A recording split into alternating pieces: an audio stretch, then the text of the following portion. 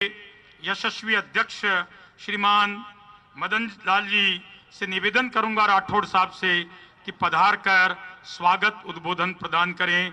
श्रीमान प्रदेश अध्यक्ष महोदय।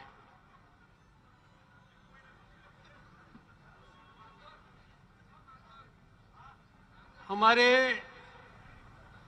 ऊर्जावान यशस्वी मुख्यमंत्री आदरणीय भजनलाल जी शर्मा साहब और उद्योग क्षेत्र के समग्र विकास के लिए प्रयत्नशील उप मुख्यमंत्री आदरणीय प्रेमचंद जी बैरवा साहब, हमारे प्रभारी हमारी भारतीय जनता पार्टी के राष्ट्रीय महामंत्री और राज्यसभा के सांसद आदरणीय राधा मोहन दास जी अग्रवाल साहब, हमारे पूर्व प्रदेश अध्यक्ष आदरणीय सीपी जोशी जी, हमारे पूर्व अध्यक्ष आदरणीय अशोक जी परनामी साहब, मंच पर विराजमान हमारे महामंत्री गण, हमारी पार्टी के पदाधिकारी गण, यहाँ विराजमान समस्त सांसद महोदय, माननीय विधायक महोदय, अन्य जनप्रतिनिधि गण, अधिकारी गण, नौजवान साथियों, बहनों, ये हमारे लिए परम सौभाग्य की बात है कि हमारे मुख्यमंत्री आदरणीय भजनलाल जी शर्मा वो कभी थकते नहीं हैं, अनवरत प्रयत्नशील रहते हैं, चाहे किसी प्रकार की स्थिति बने सदैव विकास के प्रति लालायित रहते हैं। और यही कारण है कि कुछ दिन पहले आप महाराष्ट्र में गए थे और वहां पर और अप्रवासी राजस्थानियों को या राजस्थान में उद्योग लगाने के लिए आपने आमंत्रित किया था और बहुत अच्छा निवेश वहां से प्राप्त करके आए और उद्यमी यहां आकर के राजस्थान के विकास में अपनी भागीदारी निभाएंगे। लेकिन ये थके नहीं, यहीं पर विराम नहीं लिया और आपने सोचा कि हमारे देश के प्रधानमंत्री आदरणीय नरेंद्र भाई मोदी जी ने एक आह्वान किया कि come in India make in India की तर्ज पर आपने अप्रवासी हिंदुस्तानियों को राजस्थान में आकर उद्योग स्थापित करने के लिए आपने उनको आमंत्रित करने का निर्णय किया और साउथ कोरिया और जापान में जाकर, कि आप जानते हैं कि वहां अभी मुझे प्रेम जी भी रास्ते में बता रहे थे, हमारे उप मुख्यमंत्री और मुख्यमंत्री जी ने बताया कि दक्षिण कोरिया जो कुछ दिन पहले ही वहां पर विकास के प्रति प्रयत्नशील रहा और बहुत कम समय में अपने आप को एक विकसित राष्ट्र के रूप में इन्होंने और तैयार कर दिया, प्रतिपादित कर दिया। तो यही ध्यान में रखकर वहां पर जाकर के और वहां के उद्यमियों को आपने विश्वास दिलाया। ये बात बिल्कुल सही है। कई पत्रकार बंधु भी हमसे पूछते हैं कि पहले की सरकारों ने भी प्रयास किया था, लेकिन पहले की जो सरकार थी उसने प्रयास किया लेकिन निवेशक आए नहीं। क्यों नहीं आए?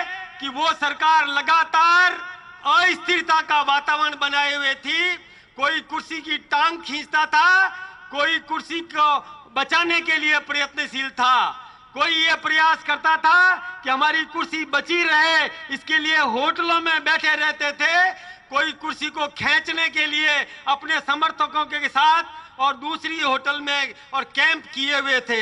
लगातार अस्थिरता का वातावरण था, इसलिए निवेशक आया नहीं। निवेशक आता है विश्वास पर, अपने गाढ़े पसीने की कमाई लगाने के लिए जो निवेशक आता है उसको लगता है, ये विश्वास है कि हिंदुस्तान में, राजस्थान में डबल इंजन की सरकार है और स्थायी सरकार है। और जब स्थायी सरकार होती है, जब निवेशक को यह विश्वास होता है कि यहां मैं अपने गाढ़े पसीने की कमाई लगाऊंगा, तो यहां पर हमने जो इन्होंने वायदा किया वो वायदा पूरा निभाएंगे, इस विश्वास के साथ निवेशक यहां आया। आपको मालूम है हमारे मुख्यमंत्री जी ने जो विश्वास दिलाया, वो विश्वास ये दिलाया कि निवेशक आए यहाँ पर, हम उनको पूरा सहयोग करेंगे, पूरा सुरक्षा की गारंटी देंगे।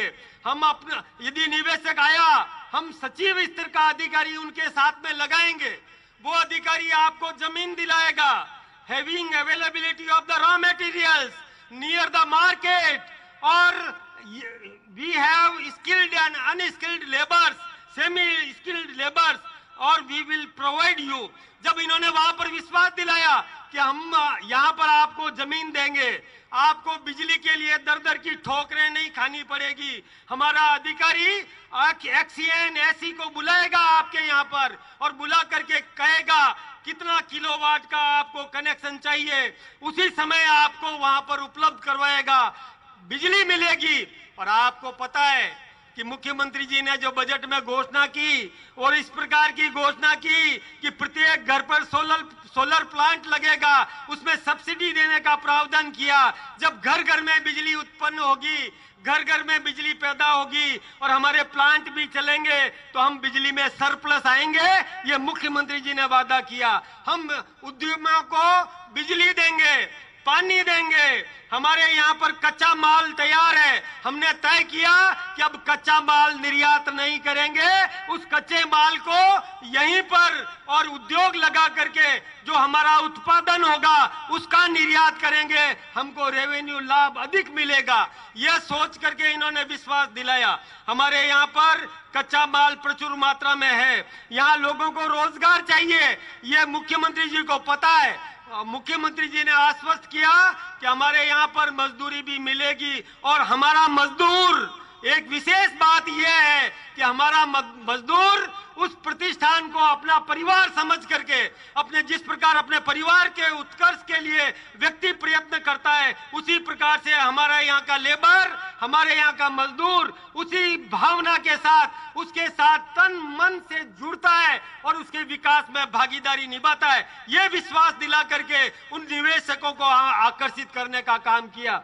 मैं धन्यवाद देना चाहूंगा, मैं अभिनंदन करना चाहूंगा मुख्यमंत्री जी का, आपका बहुत बहुत अभिनंदन, क्योंकि भारतीय जनता पार्टी एक ऐसी पार्टी है जो आम नागरिक के जीवन स्तर को ऊंचा उठाने के लिए सदैव प्रयत्न करती है। हमारी पूर्व मुख्यमंत्री वसुंधरा राजे जी ने भी प्रयास किया था और हमको लाभ मिला, कई उद्यमी यहाँ पर आए, उद्योग स्थापित किया। हमारे प्रधानमंत्री जी सदैव इस प्रकार का प्रयत्न करते हैं, आह्वान किया कि come in India, make in India, हम आपको सब प्रकार की सुविधाएं देंगे।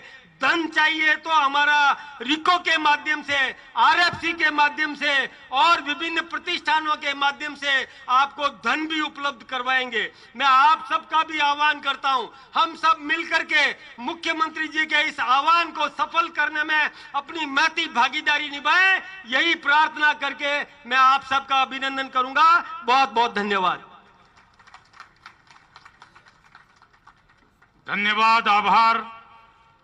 माननीय प्रदेश अध्यक्ष जी, आपने भावभीने स्वागत के साथ राजस्थान में निवेश की अपार संभावनाओं और इंफ्रास्ट्रक्चर के बारे में पूरी जानकारी प्रदान की।